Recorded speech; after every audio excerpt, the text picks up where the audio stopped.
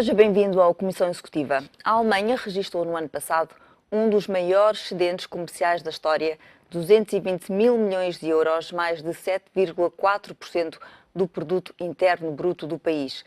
A economia germânica destaca-se das outras grandes economias europeias, como a francesa e a italiana, cresceu 1,4% no ano passado, acima das estimativas. A taxa de desemprego, incluindo o desemprego jovem, é das mais baixas da União Europeia e as finanças públicas estão controladas. Mas há o outro lado da moeda, a política económica da chanceler Angela Merkel, baseada nas exportações, não está isenta de críticas. O Fundo Monetário Internacional quer que o país aumente a procura interna para que consiga um crescimento mais equilibrado. A desigualdade de rendimentos e a pobreza aumentaram na última década. Para debater os pontos fortes e fracos da economia alemã, são nossos convidados Paulo Sand e Manuel Agria. Sejam os dois muito bem-vindos. Paulo Sand, a Alemanha está a colher os frutos das reformas que fez há 10 anos atrás, nomeadamente no mercado laboral? O Provost começou há cerca de 15 anos e, portanto, a Alemanha era, nessa altura, no fim do século passado, princípio deste século, e aliás esse termo foi usado várias vezes, o homem doente da Europa. Enfim, se nos lembrarmos, isso remete-nos para um tempo em que o homem doente da Europa era a Turquia. Enfim, há sempre homens doentes na Europa, mas normalmente esses homens doentes são as grandes potências em queda, em declínio, enfim, com problemas sérios. E aparentemente era isso que estava a acontecer à Alemanha há 15 anos, enfim, no fim da década, como disse, de 90, na sequência da reunificação e tudo aquilo que aconteceu na altura. A criação do euro, ainda hoje se discute se foi a favor ou contra a vontade dos líderes alemães. Enfim, a tese predominante, aquela em que eu acredito, é que a Alemanha, de facto, cedeu nesse aspecto, cedeu sobretudo às pretensões dos franceses e do Sr. Mitterrand, para poder obter ganho de causa na reunificação, fazer uma reunificação pacífica e que fosse aprovada pelos seus parceiros. E, portanto, o euro é a consequência disso, mas o euro é também um desenho alemão em grande parte. E, portanto, pode-se dizer, se por um lado a Alemanha, de facto, atravessou um período muito difícil no final da década 90, se fez essas reformas, ainda por cima com um governo, enfim, de esquerda, ou de centro-esquerda, se quisermos, o SPD, que na altura, de facto, parecia estar, no fundo, a desenvolver um tipo de política, a fazer um tipo de reformas que era contra o seu próprio ideário, contra a sua própria natureza. A verdade é que a Alemanha colheu rapidamente esses frutos. Mas quais foram essas reformas? Não, essas reformas foram essencialmente, como disse, a reforma do trabalho. Foi no fundo, a restrição da procura interna. Ou seja, a Alemanha apertou o cinto. E a Alemanha apertou o cinto de uma forma que, no fundo, procurou depois, neste processo de, digamos, de resgate de alguns países europeus, replicar e, portanto, no fundo, tendo dado o exemplo de reformas que são reformas económicas fundamentais do ponto de vista alemão e que foram para, no fundo, suster aquela que foi, nos outros países, uma grande euforia no acesso ao crédito, etc., e que na Alemanha, de facto, foi restringida. E, portanto, a Alemanha conseguiu limitar, digamos assim, aquilo que parecia ser a consequência inevitável da zona euro, com um processo inicial de grande euforia e de uso indiscriminado do crédito, etc., que em alguns países levou a consequências relativamente complicadas, crescendo que a Alemanha, por isso, também não foi surpreendida pela crise global. E, portanto, a crise que em 2008, no fundo, é importada do lado do Atlântico, de alguma forma, mas que, no fundo, mais não faz do que acentuar aquilo que eram os desequilíbrios da construção europeia, em particular da zona euro, não apanhou a Alemanha desprevenida. A Alemanha foi das economias que melhor resistiu a essa crise. Exatamente. Manuel Agria, a que é que se deve esta competitividade alemã, em sua opinião? Bom dia, antes de mais, Carla.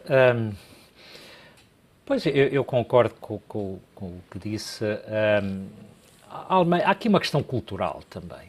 Eu penso que, no fundo, estes modelos têm aplicações diversas de acordo um pouco com as culturas que os próprios povos têm. E, portanto, eu tenho a sensação que o tipo de cultura que reina na Alemanha é aquele que mais se adequaria, portanto, a uma medida deste estilo. Portanto, agora, é preciso ver que a Alemanha tem, a meu ver, uma particularidade, é porque é uma economia que aposta essencialmente na indústria, portanto, e, consequentemente, especializou-se nessa matéria e, nessa forma, ele conseguiu, talvez de uma forma um pouco mais fácil do que os demais, suprir os problemas desta crise. Realmente, a procura por produtos alemães, a economia alemã é uma economia exportadora, não é? Os mercados globais permitem hoje que os produtos alemães depois vão para qualquer parte do mundo. E, portanto, eu acho que todas estas situações levaram a que a Alemanha fosse capaz de resistir um pouco a esta crise. Não é tanto uma economia de serviços. Mas essa competitividade foi conseguida e a competitividade. também à custa de depois, muita moderação salarial? Exato. Houve realmente reformas no domínio da política laboral e que facilitaram um pouco essa... No fundo, é antecipar aquilo que poderia vir a acontecer no futuro e que realmente a Alemanha se preparou. Agora, a Alemanha também, e é um tema que está em discussão, se foi realmente a grande economia que tirou proveitos do euro e da situação do sistema monetário europeu.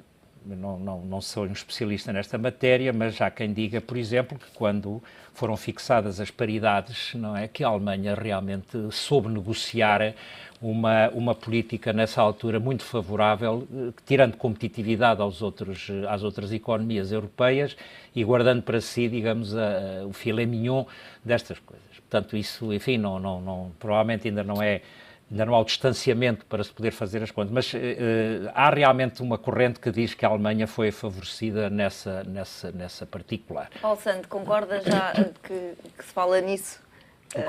Concordo. Deixe-me só acrescentar aqui um aspecto importante, porque eu acho que nós estamos, aliás, a sua pergunta inicial é que me levou nesse caminho. Não estou a dizer que foi má, foi boa, porque aliás é o seu papel, mas o meu papel é não me deixar enredar nelas, que é preciso ver também outra coisa. De facto, a economia alemã, e o Manuel Alegria disse isto e muito bem, é uma economia estruturada há muito tempo. A economia alemã é uma economia baseada em pequenas e médias empresas desde o século XIX. Muitas delas ainda cá estão. E, apesar das guerras, apesar de tudo o que aconteceu no século XX, essa economia e essa cultura económica ainda prevalece. E, portanto, esta reforma não é uma reforma feita sobre uma situação de falta de competitividade, não é, por exemplo, uma reforma feita por nós. E esse também é um dos grandes problemas da aplicação deste tipo de remédios, deste tipo de mesinhas, mais ou menos indiscriminadamente. É preciso olhar para o que existe, para o tecido económico, para o tecido social, para a cultura económica, para a realidade de cada país. É verdade que a economia alemã, isso é importante, desculpe lá, eu queria salientar isso, porque isso é muito importante, porque nós podemos, no fundo, estar a fazer passar a ideia que a Alemanha, em 2000, 2001, 2002, enfim, na reforma do Sr. Schroeder, de alguma forma fez um passo de mágica e transformou-se numa economia tremendamente competitiva. Não, a Alemanha tinha, de facto, essas estruturas. O que estava a acontecer à Alemanha era uma coisa simples, era, de facto, as consequências de uma reunificação feita em condições muito difíceis. O que a Alemanha fez foi uma união monetária, uma união económica e monetária, já agora, com um país muito mais pobre, mas muito mais pobre, em condições de paridade. Que ainda por cima, quem arcou com essa responsabilidade foi a parte rica da Alemanha, apesar de ainda hoje a parte pobre da Alemanha ser essa. E, portanto, nós estamos a falar de uma coisa que aconteceu há mais tempo do que o euro e ainda não está sanada. E, portanto, a Alemanha, a partir do século XXI, foi obrigada a olhar para essa realidade e dizer, bom, temos que fazer qualquer coisa, temos que voltar à competitividade que a nossa estrutura permite. E, de facto, o euro, eu há bocadinho já o disse e repito, e no fundo confirmo um pouco o que foi aqui dito, o euro foi uma construção politicamente dirigida ou induzida por uma reunificação que os alemães queriam a todo o custo e a que outros países resistiram, e na altura a França era de facto outro eixo da construção europeia e houve de facto uma posição. Enfim, eu tenho esta ideia há muito tempo e tenho defendido que o Sr. Mitterrand achou que o grande poder da Alemanha era o poder económico, era o Bundesbank e era o marco. E, portanto, a maneira de aproveitar aquelas circunstâncias que os alemães precisavam a todo o custo resolver, que era a questão da unificação, em proveito da França, basicamente é essa a ideia, e eventualmente da Europa, não vou negar isso, mas da França, era obrigar os alemães a prescindirem do marco. Só que depois, na negociação, os alemães impuseram um conjunto de condições, nomeadamente os critérios de convergência, que são muito importantes, e depois, obviamente, a fixação das taxas de câmbio, que já é tardia, já é no final do século, mas de alguma forma conseguiram com isso inverter, enfim, em seu favor, aquela construção, mas ao mesmo tempo também levando a uma construção e a uma estrutura, digamos, deste mercado interno com moeda única muito, muito desequilibrada, que é aquilo que estamos a falar hoje. Mas a Alemanha tem beneficiado deste mercado interno? Tem Claro que sido sim, não, claro que sim. Repare, é muito simples, a Alemanha é exportadora. A Alemanha continua, no fundo, a viver num ambiente de moeda forte. Os países de moeda fraca, como Portugal e os outros, entraram numa espiral de euforia do crédito, que foi o que a Alemanha também conseguiu suster a partir justamente dessas reformas. E, portanto, beneficiou daquilo que era os mercados internos, se quisermos, a procura interna dos outros países, uma procura muito baseada nas importações. Estamos a falar dos países do Sul, dos chamados países deficitários, agora está na moda, depois do artigo do Vítor Bento, esta coisa dos deficitários e dos excedentários. E, portanto, a Alemanha aproveitou muito bem. E exporta para a União Europeia quase 60% do total das suas exportações, sendo que não é tanto assim para a zona euro, porque a Inglaterra, o Reino Unido aqui tem um peso importante e outros países fora da zona euro, mas a verdade é que a Europa é o seu mercado preferencial e sendo um mercado preferencial da Europa com o mercado interno, é extremamente vantajoso para uma economia competitiva, forte e exportadora como é a alemã e muito baseada em produtos. Nós demos um salto rapidamente, uma espécie de economia agrária para uma economia terciária, de serviços, etc., sem passar pelo meio. Enfim, sofremos por isso também, não é? Manuel Alegria, muito se fala então das tais reformas, nomeadamente no mercado laboral, que terão contribuído para aumentar a competitividade da economia alemã, mas também tem havido efeitos negativos dessas reformas. Essa maior flexibilidade laboral também provocou um aumento da precariedade. E a verdade é que, como disse na introdução do programa, os níveis de pobreza e a desigualdade de rendimento na Alemanha têm vindo a aumentar. Portanto... Pois, nenhuma economia está imune a esse tipo de efeitos, não é? Às vezes a economia, quando trata dos grandes números, depois esconde algumas dessas realidades. Mas eu estou em crer que esse tipo de questões acabam por ser camufladas pela pujança realmente que a Alemanha ultimamente tem dado mostras. E, a verdade é que a taxa de desemprego é das mais baixas da União Europeia. Eu acho que a realidade dos números é esmagadora face para a Alemanha. E se nós quisermos ir buscar o título da nossa sessão de hoje como exemplo, a Alemanha exemplo para a Europa, normalmente a Alemanha cresceu 1,5% em 2014, tem uma taxa de desemprego que é metade da zona euro, não é, que 6,6%, teve aumentos salariais nominais de 2,6% em 2014, que é uma coisa que obviamente deve fazer corar de vergonha, não é? Todos os... Mas isto depois de muitos anos... Não há dúvida que aquilo que há bocadinho estávamos salarial aqui a discutir é que a Alemanha ainda por cima tem tirado proveito e tem sabido, porque a sua estrutura económica está preparada para isso. Realmente a Alemanha está a tirar proveito de uma moeda mais fraca, da desvalorização do euro, está a tirar proveito dos baixos preços das matérias-primas, está a tirar proveito e está em condições de o poder fazer de um crescimento económico mundial mais pujante do que aquilo que eram as estimativas. Portanto, não há dúvida que quem tem uma estrutura destas está muito mais em condições de poder aproveitar os ciclos que entretanto, se vão formando. É claro que a Alemanha tem também alguns problemas, como referiu, neste momento também tem a crise da deflação, ou da hipótese do abaixamento dos preços, mas não há dúvida que isso pode vir a ter alguns reflexos no consumo, como aliás, enfim, é normal. Agora, a Alemanha, é curioso, há uns anos tive esse confronto, a Alemanha também tem um problema de imagem, e isso é uma questão que vale a pena só referir en passant, porque a Alemanha tem tido períodos da sua história bastante...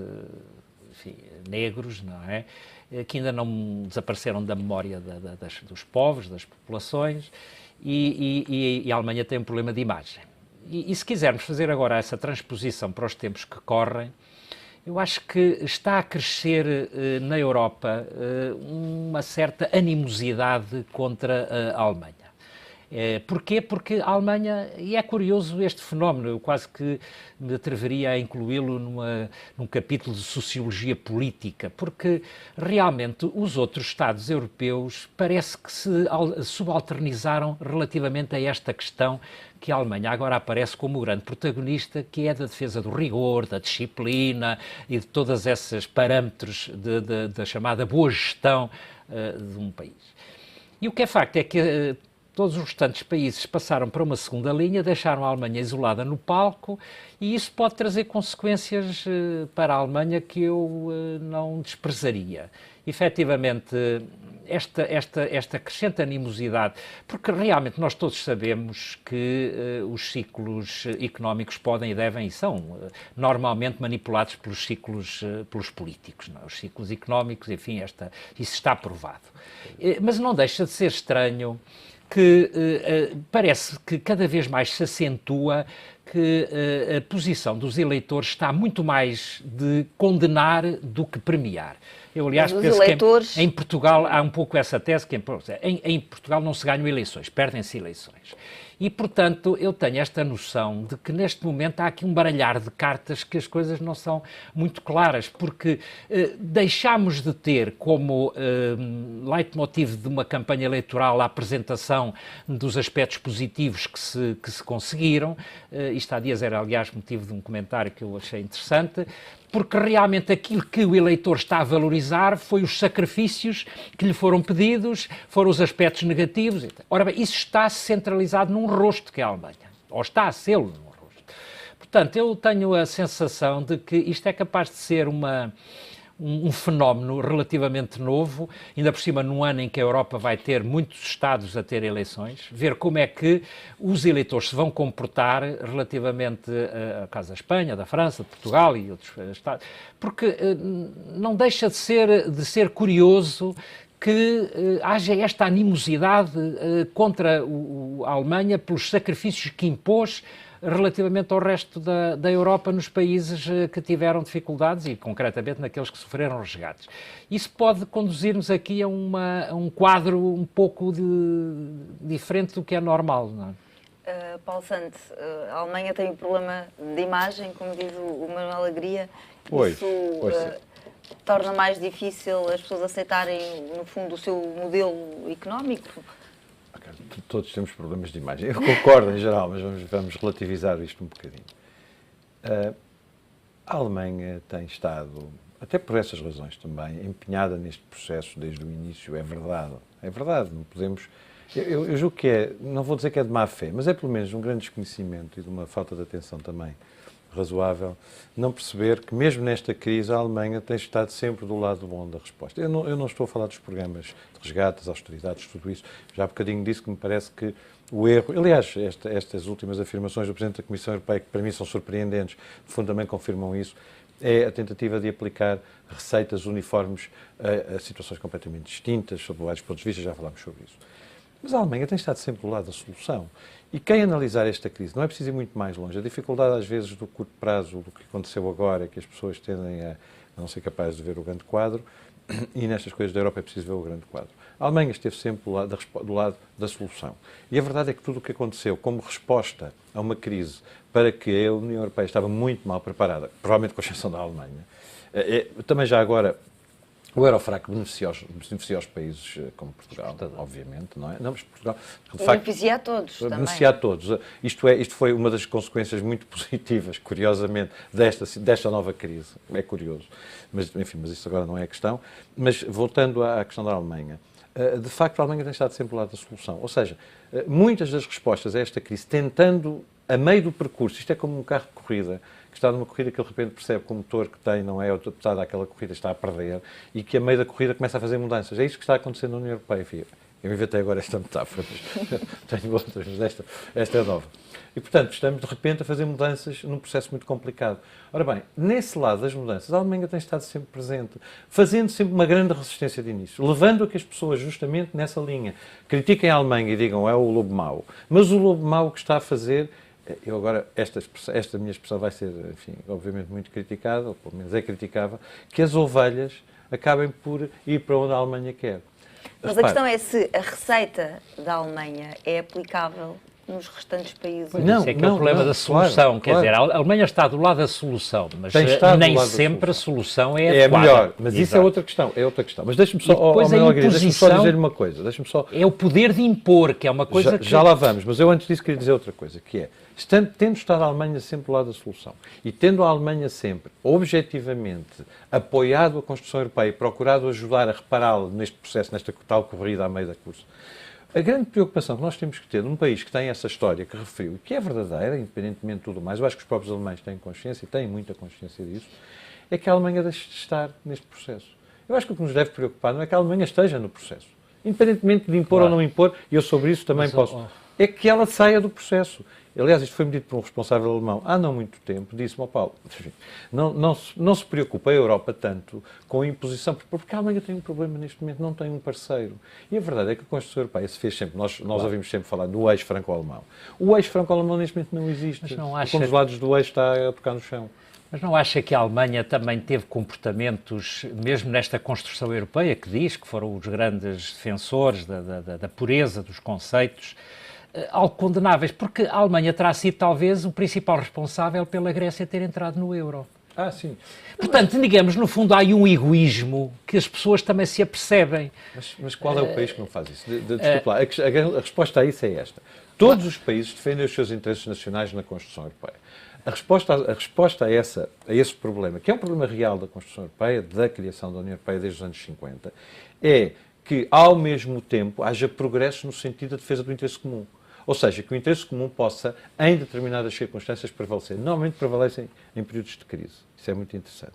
A Alemanha fez isso, e como é um país mais poderoso economicamente, do qual, do fundo, todos os outros dependem, que geoestrategicamente acaba por fazer a ponte entre o leste e o oeste, a Alemanha tem conseguido levar essa água a esse moinho. Obviamente, com muitas dessas questões, eu estou de acordo. Eu não estou a dizer que a Alemanha agiu sempre bem. O que estou a dizer é que fazer da Alemanha o papão, o lobo mau deste processo, não é necessariamente mau, porque o lobo mau tem conseguido levar o processo. Mas sendo a Alemanha o grande beneficiário da construção europeia e concretamente desta União Monetária, essa situação de a Alemanha poder sair do processo, que era a tal questão que estava a referir, eu colocaria neste ponto. Então, a Alemanha ia dar um tiro no pé. Não? Certo, por isso é que não sai.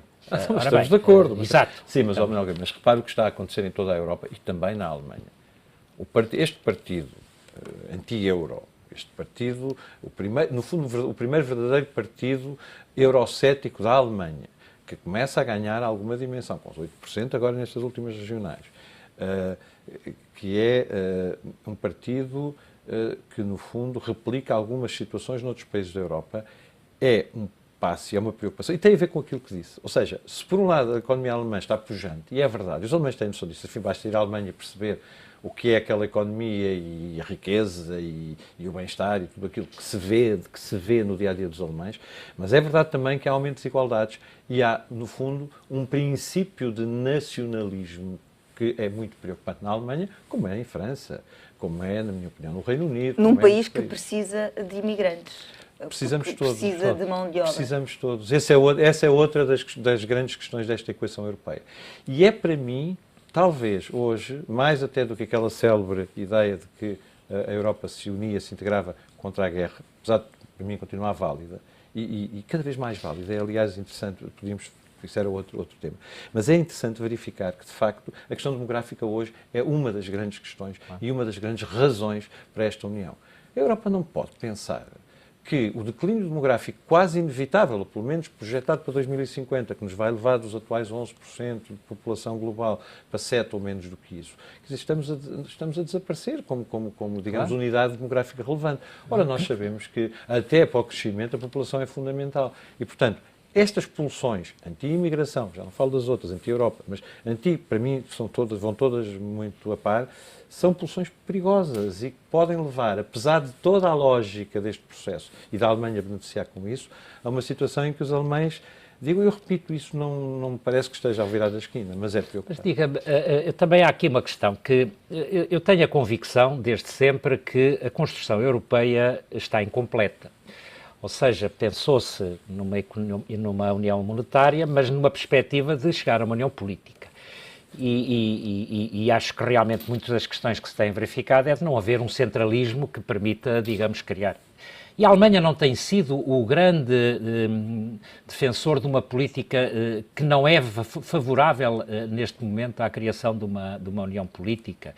A Alemanha realmente tem um pouco aquela cultura anglo-saxónica de que não quer perder, digamos, o poder, não é? E, consequentemente, tem sido talvez o obstáculo maior. Nós verificamos que quando se tenta dar um passo em frente na consolidação de uma união económica, mais, por exemplo, a união bancária, há sempre dificuldades que a Alemanha levanta. A Alemanha está sempre a levantar dificuldades que, no fundo, dá uma sensação que é para ver se consegue ir ganhando mais alguma coisa nesta construção. E isso torna-se, para os restantes países, impopular e até desagradável, não é? Porque sentem que, neste momento, há um obstáculo que é difícil de transpor e que, relativamente ao qual, portanto, há uma vontade que se sobrepõe às demais. Quer dizer, realmente não há unidade.